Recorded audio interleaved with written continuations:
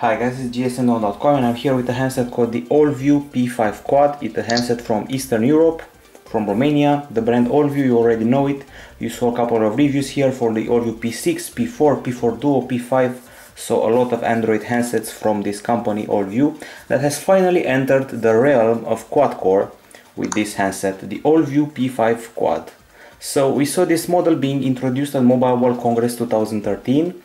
That happened almost 2 months ago, and this is the first Allview quad-core phone, and its price tag is $320, and now comes the review here at gsmnow.com. This is a Jelly Bean phone, by the way, and now let's have a look at the design. We start with a soft touch back with a nice texture. We have a rectangular design right here, as you can see.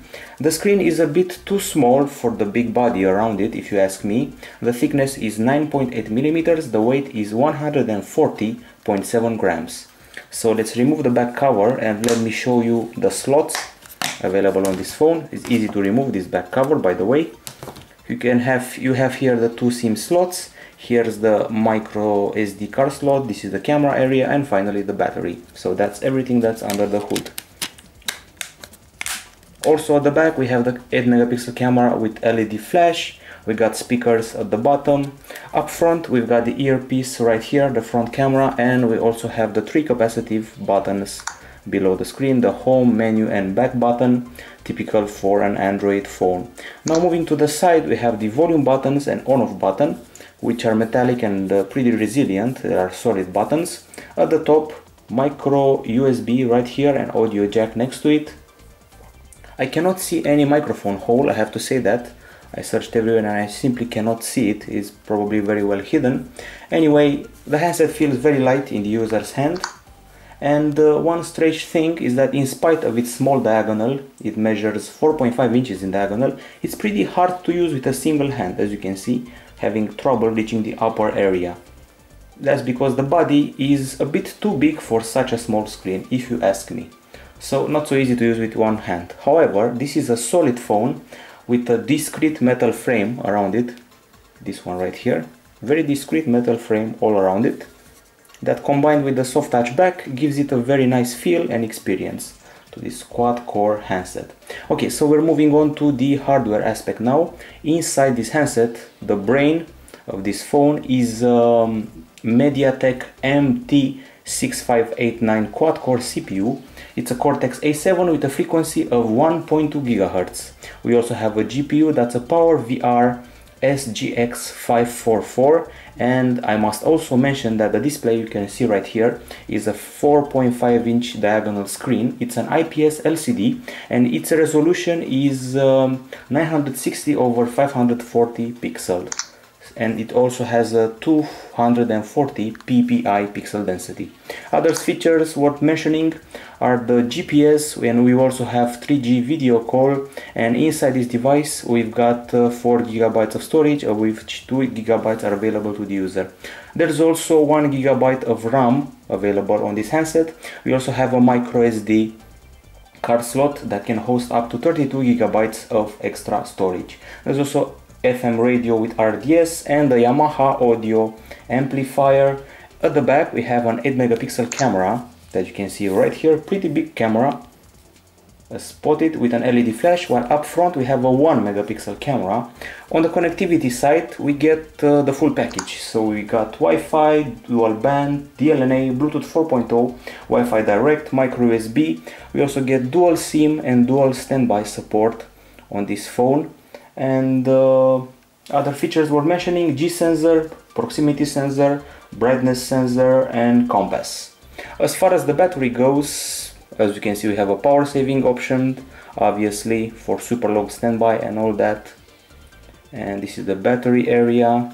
I have to say that inside this handset there is a lithium polymer 2100 mAh battery that on paper should provide about 230 hours of standby time and about 400 minutes of talk time on 2G. In our tests the battery was actually excellent. It got us a day and a half of usage with normal use, or 5 full hours of gaming with some pretty resource intensive games. So about 5 hours of continuous gaming or 1 day and a half of medium usage.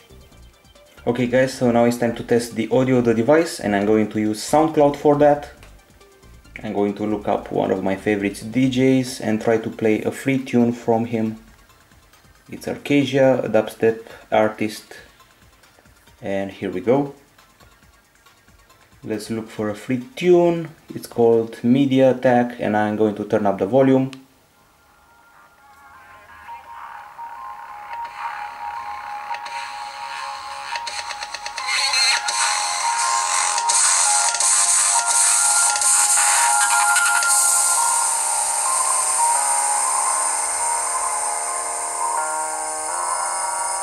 The speaker is available right here.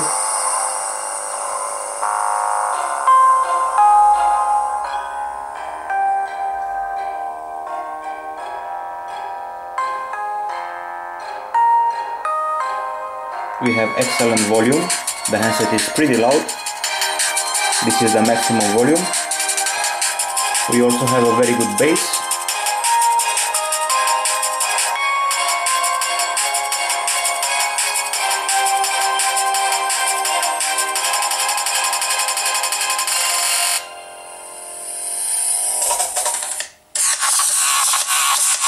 Speaker right here.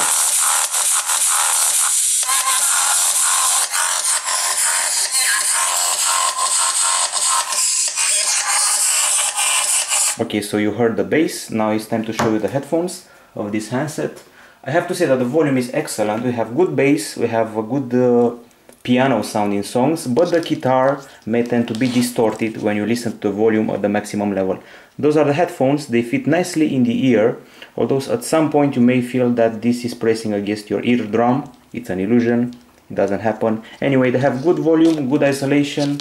Sometimes you may hear sounds a little bit lighter than they actually are, but overall a good pair of headphones and a good speaker on this device. So we have huge volume, and that's the main thing to remember about this phone, that it has huge volume in the headphones and in the speaker, but it may distort a guitar. Time to test the video player and the display. That's why I'm going to search for the gallery, wherever that is. Here it is, the gallery, and I'm going to play you a trailer. One specifically tailored to test the quality of screens. This is a full HD animation, an MP4 file. So once again, this is a 4.5-inch IPS QHD display. It's got good viewing angles. So these are the viewing angles I'm talking about. It has reasonable viewing angles, could be better, but I find them to be reasonably good. It's an IPS screen after all. The colors are very vivid, contrast is also very good, and the handset has very good sunlight behavior. The brightness is also excellent. We're at 50% right now, and at 100% it's even better. Let's skip ahead. Once again, vivid colors, good brightness, good viewing angles, so the screen is okay from our point of view. Of course, the resolution could have been a bit better. The predecessor of this model, well, a kind of predecessor, the P6, had a HD display, and this one goes to QHD, so it's an inferior display. As far as call goes, we have very good call quality, so if you ring up someone, the quality is good on both ends of the chat mechanism. Okay, so time to demo the camera. That's why I'm going to use this little toy to just demo the features that the camera offers you. By the way, we have an 8 megapixel OmniVision sensor, the OmniVision OV8830.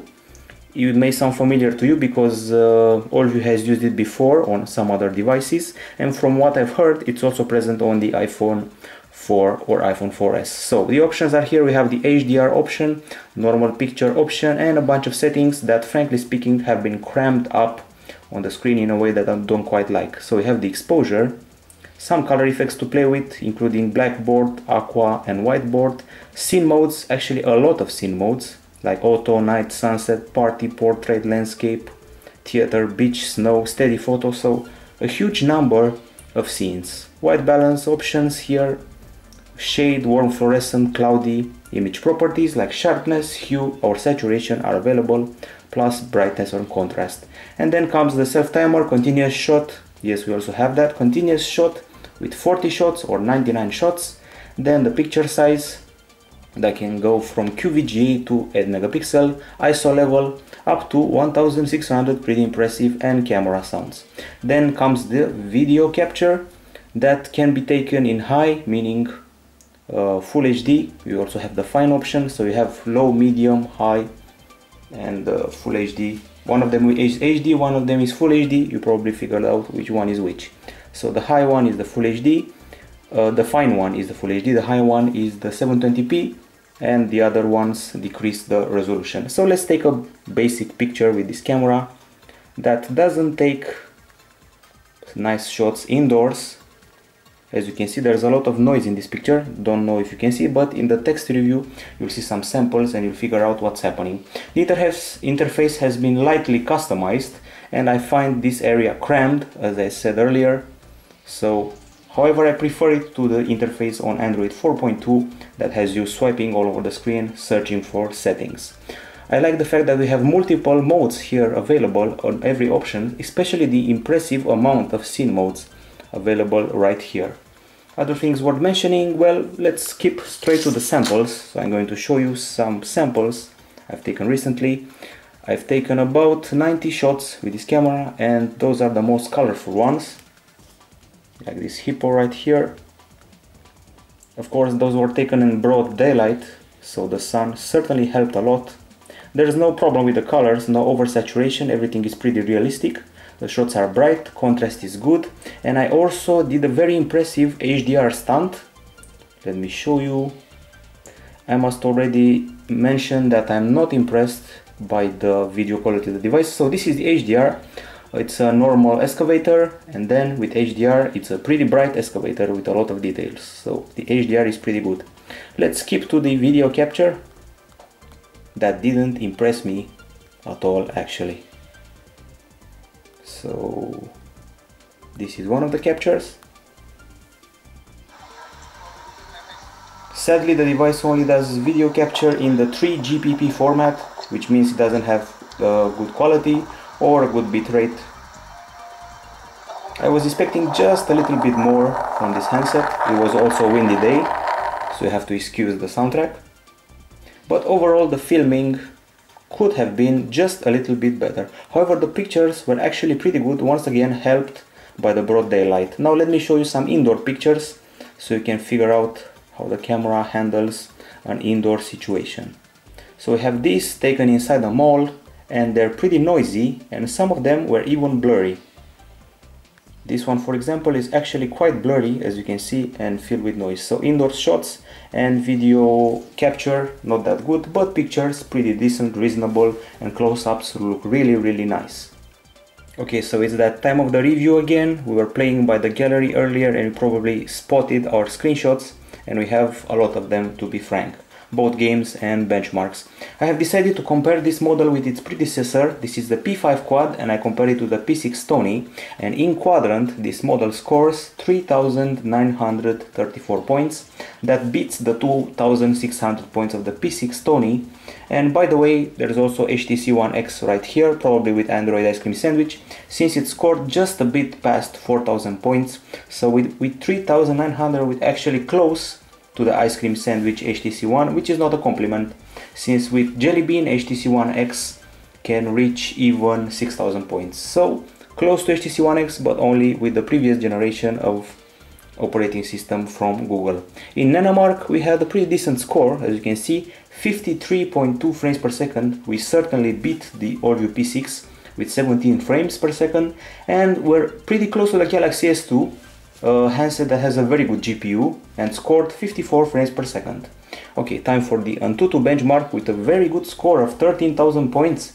The HTC One X scores 12,000 points, even with Jelly Bean from what I've heard, and the Allview P6 scored 5,900 points, so it's actually pretty impressive performance. In Velamo we scored 1,400 points. As you can see, we beat the Samsung Galaxy Nexus, the Xperia S, and as you can see here, once again, the Samsung Galaxy S3 with Android 4.0.4 is just a bit above our phone. That's all I had to say as far as benchmarks are concerned. Pretty reasonable performance considering we have no big brand quad-core CPU. So this is not a huge brand, making the CPU inside this device. Time to show the browser.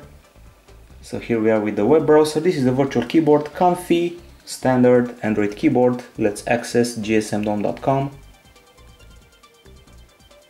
Here we go, gsmdom.com.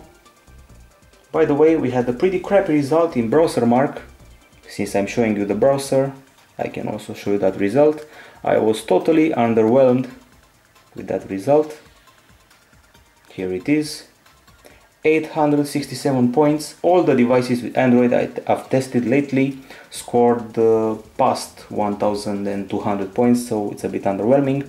This means the stock browser on this phone is not actually that good, but in the normal and average web browsing, I'm pretty happy with what this device can do. So that was the stock browser, folks, and you also saw the keyboard. It's time to check out the operating system and what it actually offers to the average user. So in the About Phone section, we learned that we're running Android 4.1.2 Jelly Bean, and now here comes the dialer, and this is the contacts list. You probably know all of these from other devices, nothing fancy, just wanted to show you. And it's time to check out the widgets that actually include some interesting additions to the usual selection of widgets you're used to. So we got this widget right here that can alternate between themes and effects. We got a one clean widget, this one that cleans up the RAM and cache and memory, battery saving widget, power control, that are unique compared to other companies. So this one is for themes, wallpaper and effects.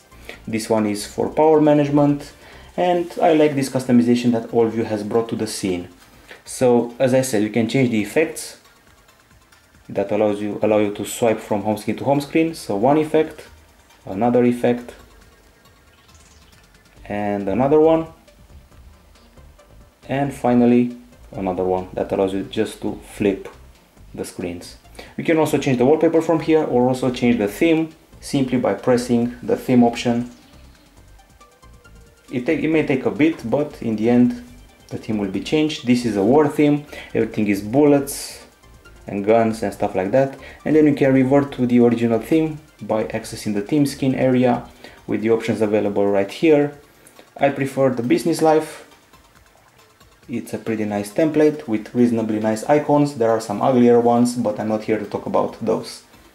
Also, it appears that the music application UI has been customized as well. So here it is. This is the music application, and this is how it looks. And you enter a song. Let's turn down the volume. Anyway, that's how the interface looks like when you play a song. Not something you're used to, but it's a pretty nice interface if you ask me. Okay, other than that, we've got the usual set of apps that include the good old Gmail, available right here. And other than Gmail, you also have the good old Google Maps that works without hassle on this quad-core phone. So here we go, zooming in and out without problems, searching for points of interest, changing perspective, all of that without the slightest amount of hassle. Okay, let's see what else I can show you. We've got FM radio available right here. Aside from the music app, we have an option to record sound. This is the sound recorder, and this is the FM radio that requires to plug in the headphones. And there is the one clean option I mentioned earlier, with the option to accelerate the phone, clean the cache, optimize the boot, move application, and just the basic one clean to free memory. And finally, we also have applications like Torch, pretty self-explanatory. Use the handset as a torch, and a small notes app to fulfill your note-taking needs. Some of the final aspects of the review include one more thing that I have to mention, and the fact that is that you also get a bundled Office suite, as you can see right here, and of course the ability to multitask is available by keeping the home button pressed and doing something like this, swiping all the way till you clean all the applications. Okay, so that was the multitasking.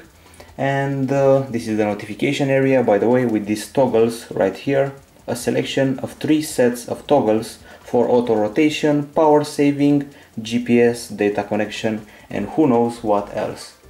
And one last thing I forgot to show you is the result that this handset scores in the brand new benchmark 3D Mark for Android. Not impressive at all. 2,974 points. The highest score right now is 11,000 points, so we don't even qualify for the top, let's say, 1,000 devices or something like that. And finally, people are wondering how powerful this quad-core CPU is. Let's play a bit of an interesting game.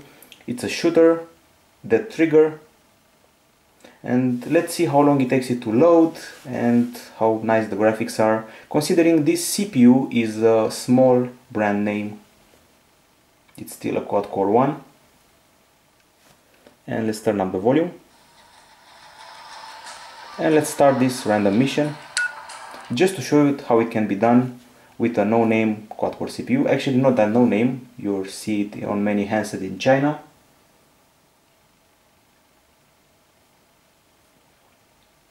So we're waiting for the game to load the level.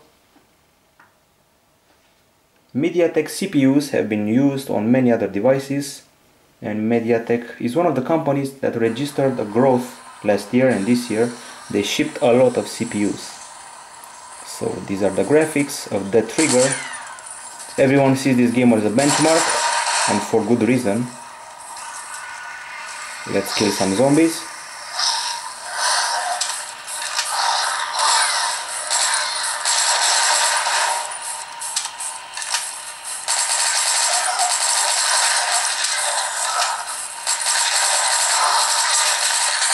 Okay folks, so that was it. Time for the conclusions. You saw games being played, music being listened to, videos being played as well.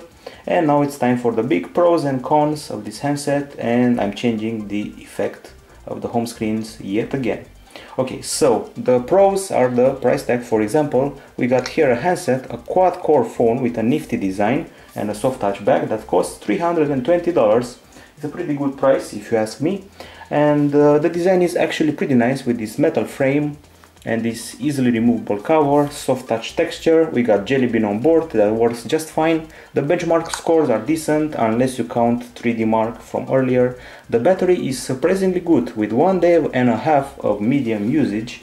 We got a loud speaker at the back and a decent pair of headphones, a pretty good display, and the fact that we can run games, actually reasonably new games, is kind of hot. We also have those cool themes and effects that we can apply if you like customization. And now the cons. Well, the screen resolution may be a bit of a bummer. QHD in 2013 is so last year, so to say, so 2 years ago. The diagonal is also very small for such a big phone.